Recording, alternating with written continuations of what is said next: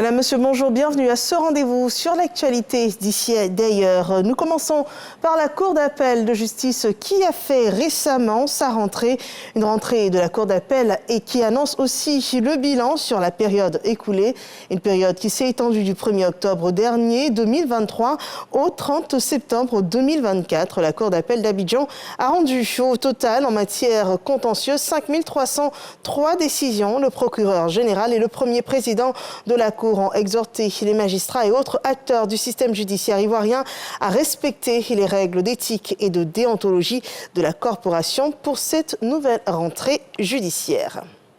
Nous parlons d'énergie à présent avec l'efficacité énergétique qui a été testée. La Côte d'Ivoire a donc testé les réformes engagées pour garantir son efficacité énergétique. Les premiers résultats de cette analyse qui a été faite sur la période de 2022 à 2023 ont été présentés récemment, suivant ce rapport de Lansine Bakayoko.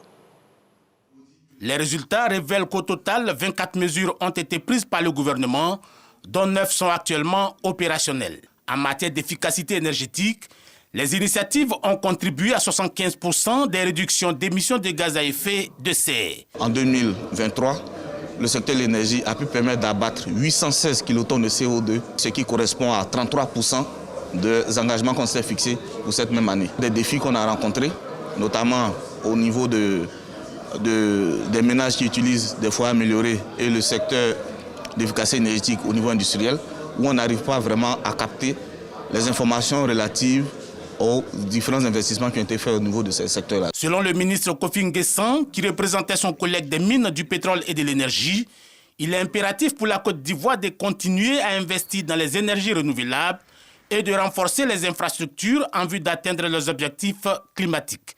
La Côte d'Ivoire s'engage à réduire ses émissions de gaz à effet de serre de 30,4% d'ici 2030 et donc d'éliminer 11 491 kilotonnes de CO2. Cela passe par la mise en œuvre de 24 mesures d'atténuation sur un total de 27, parmi lesquelles l'atteinte d'un mix énergétique comportant 45% d'énergie renouvelable.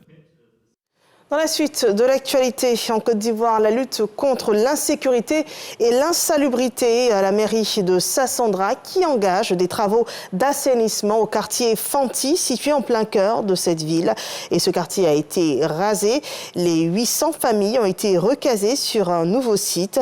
L'objectif est de poursuivre le développement de Sassandra avec un visage qui attire les investisseurs, mais aussi les touristes. Hors de nos frontières, le ministre britannique des Affaires étrangères a attendu ce 4 novembre au Nigeria une première visite sur le continent africain du diplomate britannique qui le conduira aussi en Afrique du Sud demain. Le chef de la diplomatie britannique souhaite une nouvelle approche axée sur l'écoute et c'est une visite qui est marquée qui marque aussi le début d'une consultation de 5 mois visant à remodeler les relations entre le Royaume-Uni et le continent africain. Le conflit soudanais dure depuis plus d'1 an et demi et une nouvelle milice est entrée en jeu dans l'est du Soudan. Cette nouvelle milice se fait appeler Bataillon de l'Est. Elle a été entraînée en Érythrée voisine, a annoncé un communiqué et elle se déploie dans l'état de Kassala, un état adjacent à l'état de la mer Rouge. Elle opère en coordination avec l'armée soudanaise qui est dirigée par le général Abdel Fattah al-Burhan. La légende de la musique américaine Quincy Jones est décédé à l'âge de 91 ans cette nuit. L'ancien producteur de Michael Jackson et de Frank Sinatra, Quincy Jones est un excellent trompettiste et compositeur qui aura signé de nombreux tubes planétaires. Ce géant de la pop musique a à son compteur 70 ans de carrière musicale, couronné par 28 Grammy Awards et un Grammy Legend Award. C'est ici qu'on s'arrête pour ce flash d'informations. Merci de nous avoir suivis et je vous donne rendez-vous à 13h pour le journal de la mi-journée.